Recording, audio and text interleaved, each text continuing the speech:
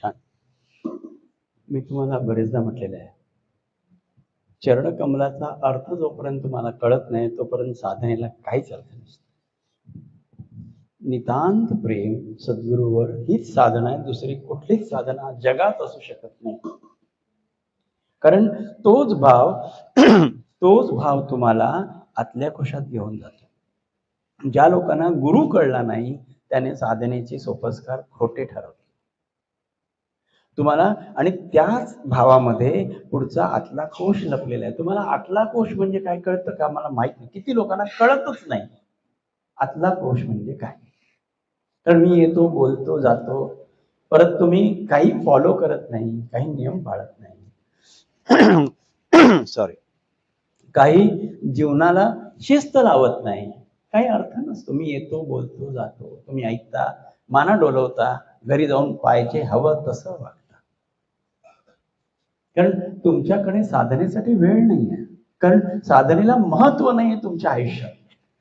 म्हणून तुम्ही कसेही वागता, मुक्तपणे वागता. कारण देवाने दिलेलं सुंदर शरीर आहे, सगळं वैभव आहे, सगळं ऐश्वर आहे. देव कुठे आला तुमच्या वाटेत?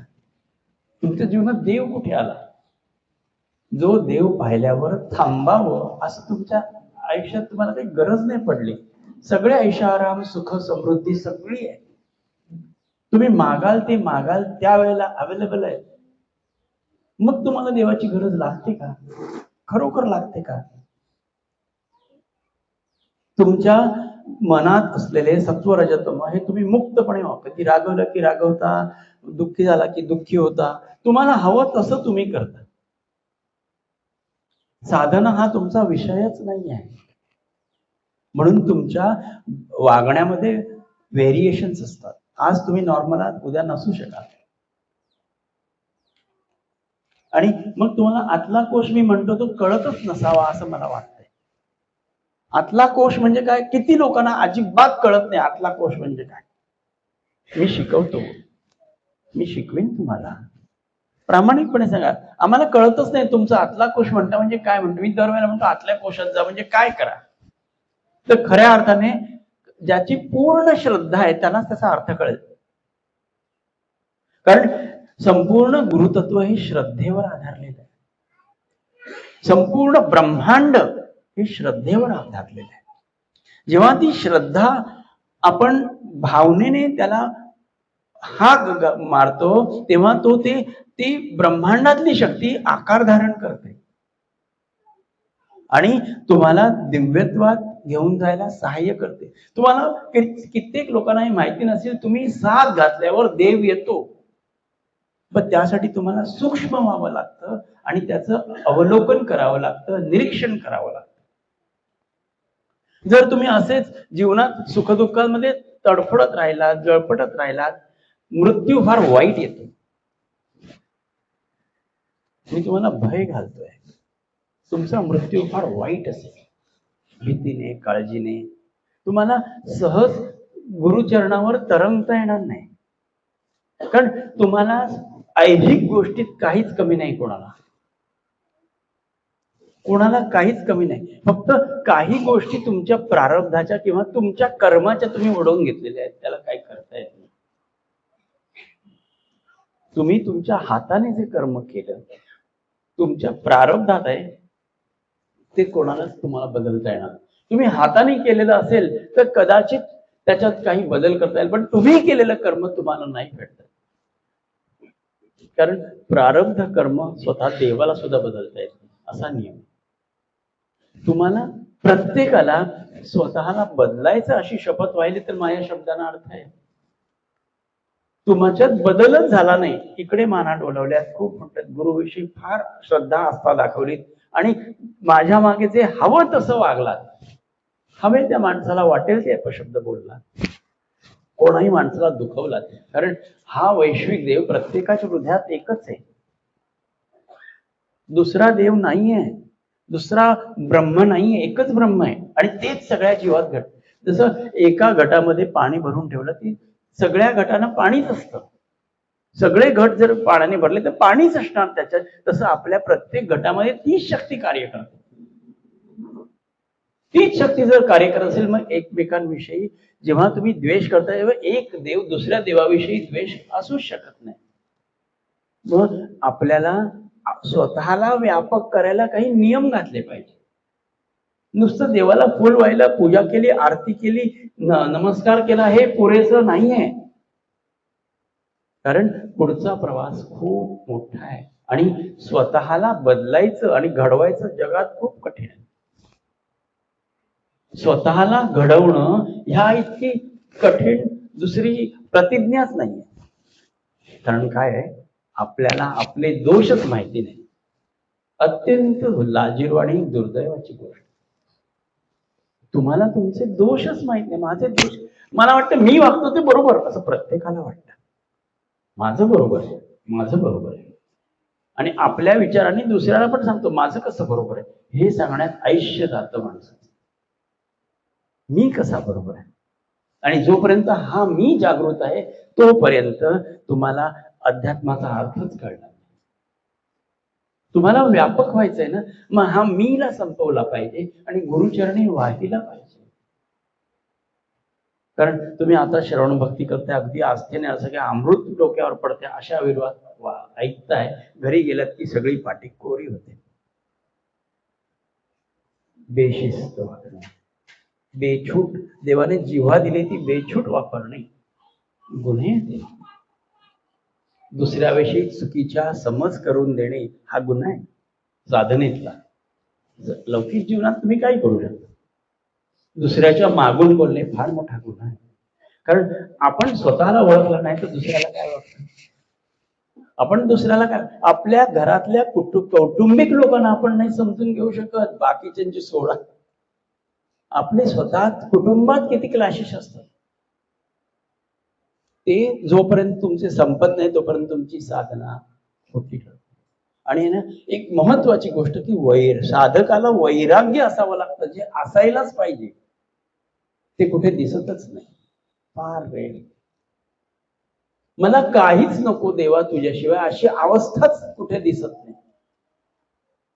कारण मनाला लावलेल्या सवयी, शरीराला लावलेल्या सवयी ह्या तुम्हाला इतक्या त्रास झाल्या.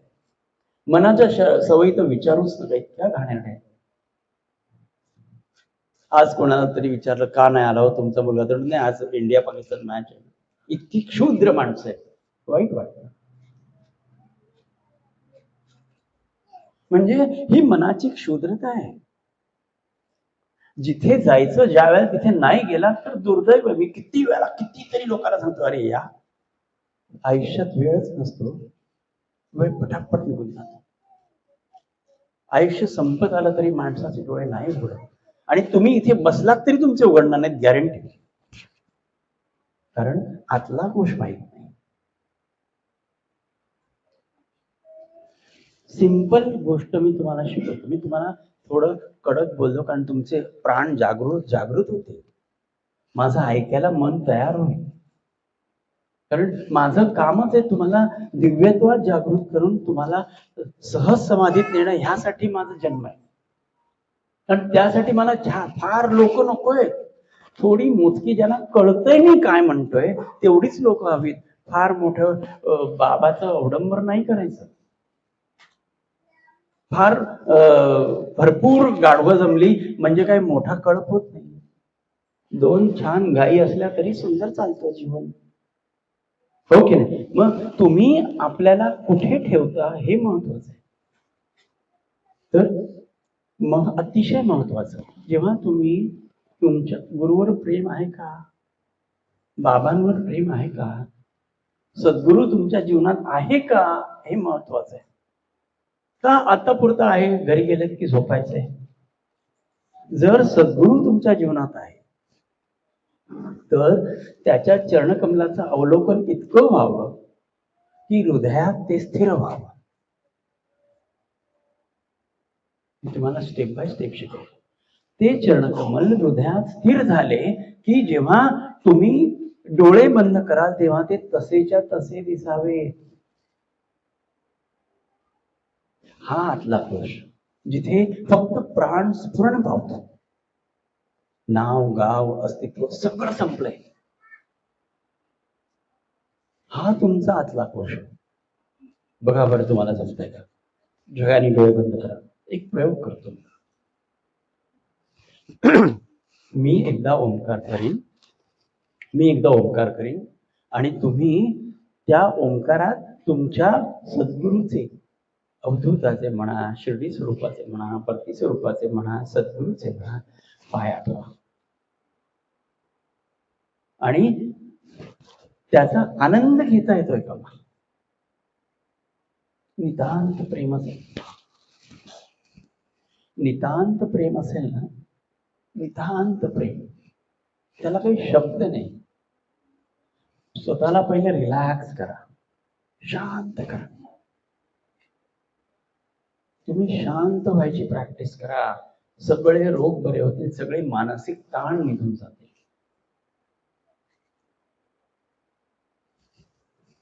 कळलं का? जोपर्यंत तुम्ही शांत होत नाही, हृदय तडफडलेलं आहे, व्याकुळलेलं आहे, काय साधना करणार माणूस? जीवनात खूप यातना आहे, मनात खूप यातना आहे, काय माणूस साधना करणार? साधना एक त्याचा सोपस्कर झाला. साधना, मी जी साधना सांगतो ती भागवताने सांगितलेली आहे, स्वतः कृष्णाने सांगितली. माझा सद्गुरूंनी मला कृष्णाची गाठ घालून दिली आणि त्याच्याशी हितगुज करायची माझी क्षमता आहे. ती क्षमता तुम्हाला मी दान करतो. हे माझं देवानो, तुम्ही माझे देव आहात. कारण तुमच्या पुढे तुमच्या पुढे आलो की तो प्रकट होतो माझ्याकडे. हे माझं भाग्य आहे. म्हणून मी तुमचा खूप आदर करतो, प्रेम करतो, तुमची वाट बघतो. खूप त्याने मी वाट बघतो, जशी एखाद्या आईने एखाद्या मुलाची बघावी तशी. हळूवार मंद श्वासावर लक्ष द्या. तुम्ही आणि श्वास, बाकी काही शिल्लक नाही.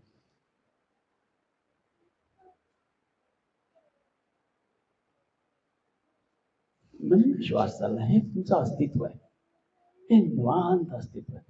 आता गुरुचरणाचं स्मरण करा, जे तुम्ही नित्य ज्याच्यावर मस्तक ठेवलेले, अतिशय प्रेमात, जे नित्य हृदयाला कवटाळलेलं आहे, त्या निर्गुण पादुका, ते निर्गुण ब्रह्म, ते सहज प्रेमाने साकारत आपल्या नजरेसमोर.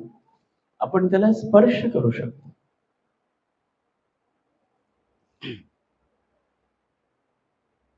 आणि तिथेच प्राण नष्ट होतो, तिथेच आतला कोश जागृत होतो. तिथे आतला कोश जागृत झाला की मला माझं अस्तित्वच राहिलं नाही. आता माझं नाव, गाव, अस्तित्व मी विसरलो, मग काही शिल्लक राहिलं नाही मला. माझा मान शिल्लक राहिला नाही, माझा अपमान शिल्लक राहिला नाही, मला काही ध्येय शिल्लक राहिलं नाही, कारण मी त्या चरणकमलावर विलीन झालो. सहज वैराग्य माझ्या गळ्यात वरमाला घातली. ज्या वैराग्याची माणसाने आयुष्यभर वाट पाहिली, ते वैराग्य सहज प्राप्त होतं. पण आपण सगळे संसारी आहोत. आपल्याला वैराग्य हे साधनेसाठी आहे. संसार सोडायचा कुठेही भागवतात म्हटलेलं नाही आहे. तुम्हाला संसार वैराग्य पूर्ण करायचं. मग इथे जर का तुम्हाला स्वतःचं अस्तित्व संपलं, मग तुझा विचार कुठे राहील? कोणाचा राग कुठे शिल्लक राहिला? कोणाचा द्वेष कुठे शिल्लक राहिला? कारण हे जर तुम्ही देवाला अर्पण नाही केलं तर ते शिल्लक राहील. तुमचा राग, द्वेष, संताप सगळं देवाला अर्पण करा. तुमच्या चुका, तुमचे गुन्हे पण देवाला अर्पण करा आणि निवांत व्हा. इतके निवांत व्हा की तुमचं अस्तित्वच त्या चरणकमलात विरून जावं. पूर्णतः विरून जा. मग हा जो प्राण उरलाय, हा तुमचा आतला कोश आहे. इथे किती समाधान आणि दिव्य शांती. जर आपलं अस्तित्वच नाहीये तर मग संकल्प कुठे, विकल्प कुठे, डाऊट्स नाही. स्वतःचं अस्तित्व हरवून टाकणं म्हणजे साधना, हे लक्षात घ्या. स्वतःला त्याच्यात संपूर्णतः विलीन करणं म्हणजे साधना. आणि स्वतःचं अस्तित्वच नाही ह्याची जाण, कारण खरं म्हणजे काहीच नाही हो. जे काहीच नाहीये ते आपण आहोत, आणि काहीच नाहीये हे शिकायसाठी साधना करायची. खऱ्या अर्थाने काही, उद्या आपण मेलो की काहीच नसणार आहे. जे सोपस्कर आपण करतो, केले नाही केले, मेल्यावर काही फरक नाही पडत. मेलेल्या माणसाला काय कळतं? पिंडदान केलं का, जाळलं का, पुरलं, काय फरक पडतो? तसं आपलं आहे. तर आपण आपली परंपरा चालवतो, वैदिक धर्म चालवतो, असं करा, 13वं करा, 12वं करा, 11वं करा, 10वं करा, हे वैदिक परंपरा. तो माणूस सांगत नाही की बाबा तू 10वं गेले मी खुश आहे, तुझं पिंडदान मिळालं रे बाबा मला, असं कुठलाही बाप येऊन सांगत नाही, आई येऊन सांगत नाही बाप मुलांना. कारण काय, त्याचं जीवन तो जगून नष्ट झालेला आहे. तसं तुम्ही आता नष्ट व्हायचं, तुम्हाला आता नष्ट व्हायचं, इथेच स्वतःच पिंडदान करून घ्यायचं. म्हणजे जीवाला नीरव शांतता आहे. राग नाही, लोभ नाही, संताप नाही, चिंता नाही, संकल्प नाही, विकल्प नाही, भीती नाही. फक्त मी आहे हे अस्तित्व, हा आतला कोश. आणि संतांनी ह्या आतल्या कोशातच ते जीवनभर राहिले, या आतल्या कोशातच त्यांनी अखंड जीवन जगले.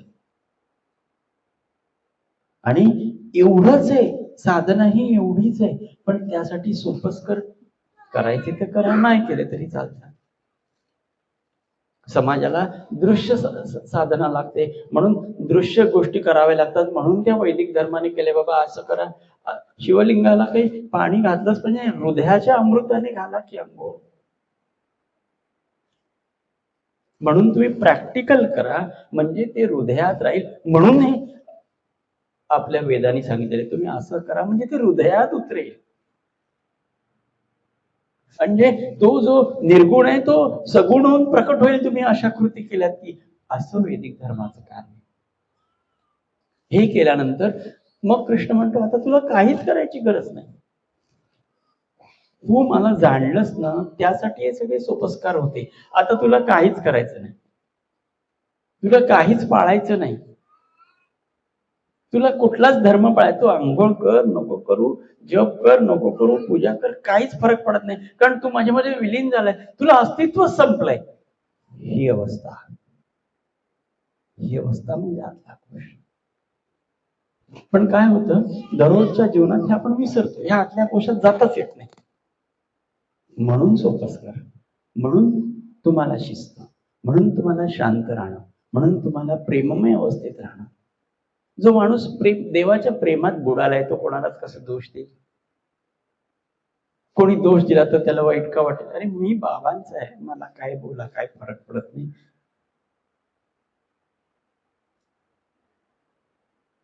काही उरतच नाही तर काय.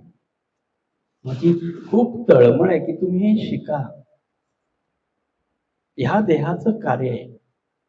माझं उच्चारणं हे मला मान्य नाही, कारण कार्यकर्ता देव आहे, तो हा देह वापरतो. आणि सुदैवाने तुम्ही ऐकणारे श्रोते आहात, हे माझं भाग्य आहे, ह्या देहाचं भाग्य आहे की तुम्ही ऐकणारे आहात. म्हणून तो येतो आणि मला सांगतो की बाबा अशा पद्धतीनं तू त्याला काय काय युक्त्या करून तुम्हाला त्या समाधी अवस्थेत, हे दररोज समाधी अवस्थेत, याच अवस्थेत तुम्ही जायचं. दररोज तुम्ही ही एवढीच साधना करायची. ज्यांना पूजा अर्चा आवडत नाही, काही हरकत नाही, तुमचा आवडता देवही आवडत नाही, स्वतः तरी स्वतःला आवडतो की नाही माणूस?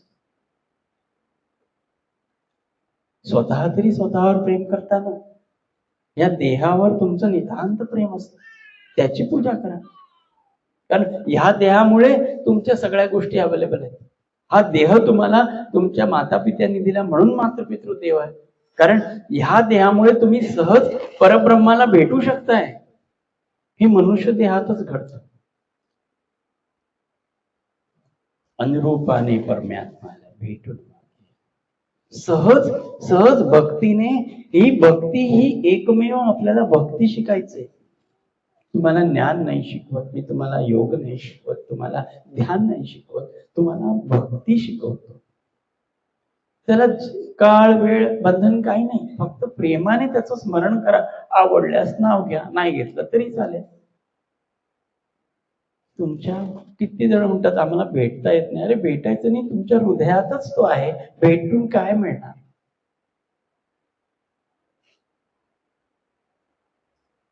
भेटायची काय गरज आहे जेव्हा नित्य हृदयात तसाच विद्यमान आहे तो.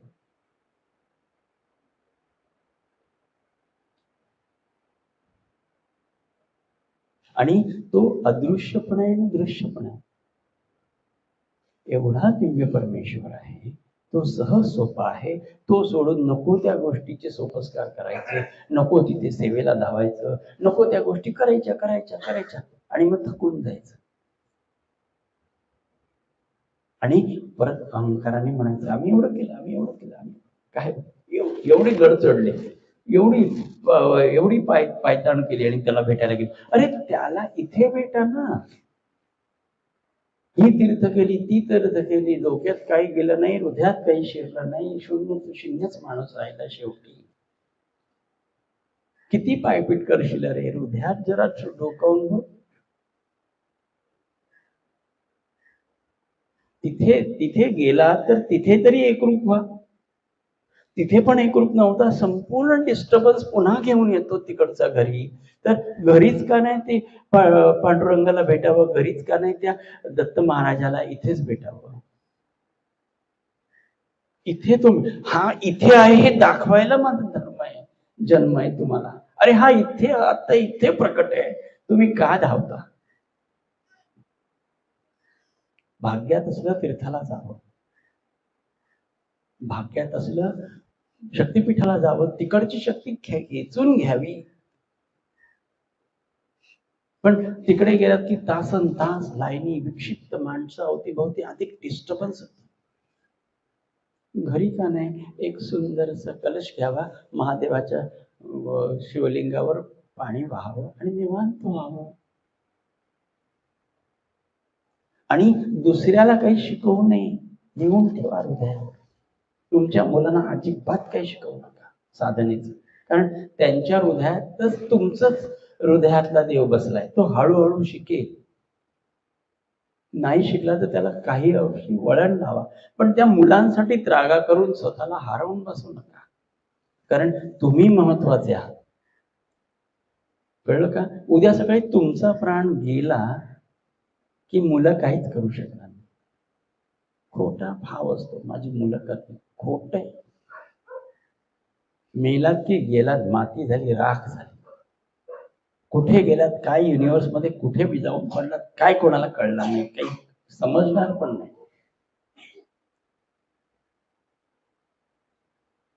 आत्ता ही वेळ आहे. योगी याचं तत्व अभी आत्ताच्या आत्ता तू दिव्यत्वात प्रवेश कर. उद्यासाठी काही लोकांना हा पण उद्या नाही, तू आत्ता कर. या क्षणाचा हा जो क्षण आहे, हा शिवाचा क्षण आहे, हा महादेवाचा क्षण आहे, ही शिवरात्र आहे.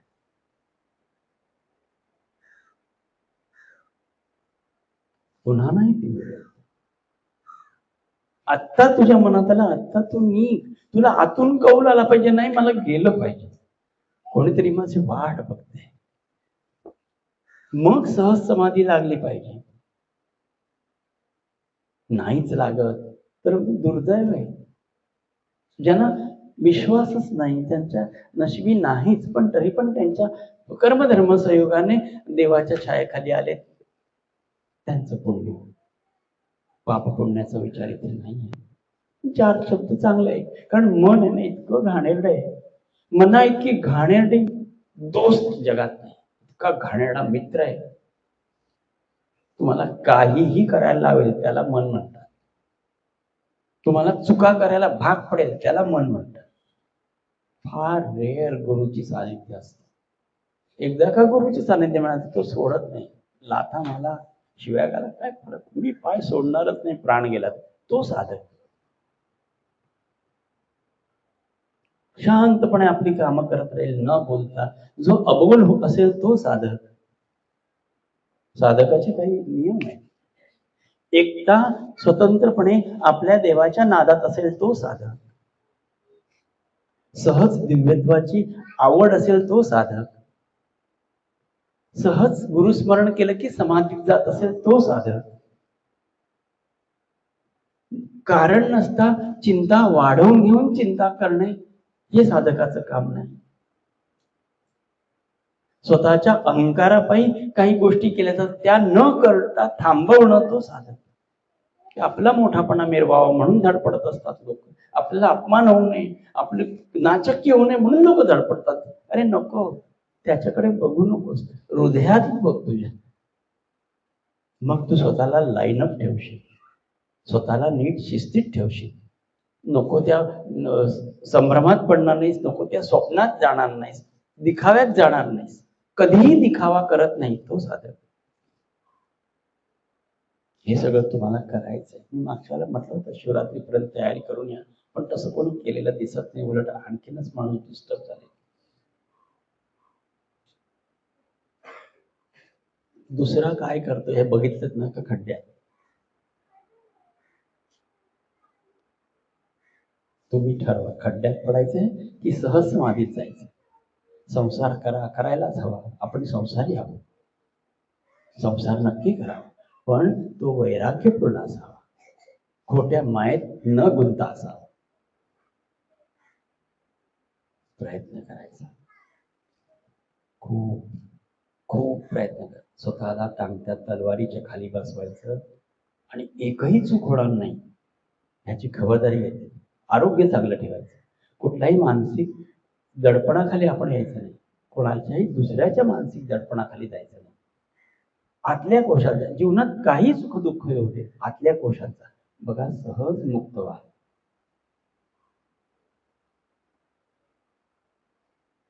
शांत बसा. रसिका अभंग म्हणतो.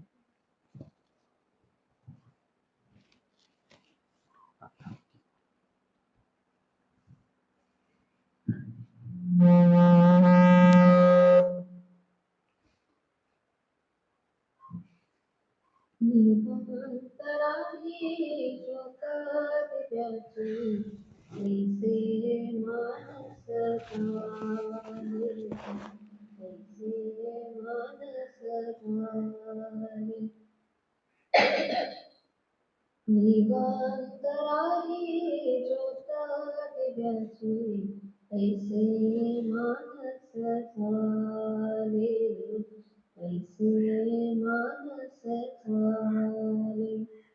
गुरु कृपेने निर्मळ होऊन शांततेवत राहिले, शांततेवत राहिले. मनाचे उन्मान होऊन गेले, विकळ सारे मागळे, विकळ सारे मागळे. मनाचे उन्मान होऊन गेले, विकळ सारे मागळे, विकळ सारे मागळे. बरसत राही अमृत आतून, बरसत राही अमृत आतून, जीवन हे धन्य झाले, जीवन हे धन्य झाले. साधक सिद्ध साधू जनाना प्रचितीने बोले, प्रचितीने बोले. साधक सिद्ध साधू जनाना प्रचितीने बोले, प्रचितीने बोले. अखंड सावध राहुनी माधव, अखंड सावध राहुनी माधव, ब्रह्मानंदे डोले, ब्रह्मानंदे डोले. निवांत राही ज्योत दिव्याची, ऐसे मानस झाले, ऐसे मानस झाले.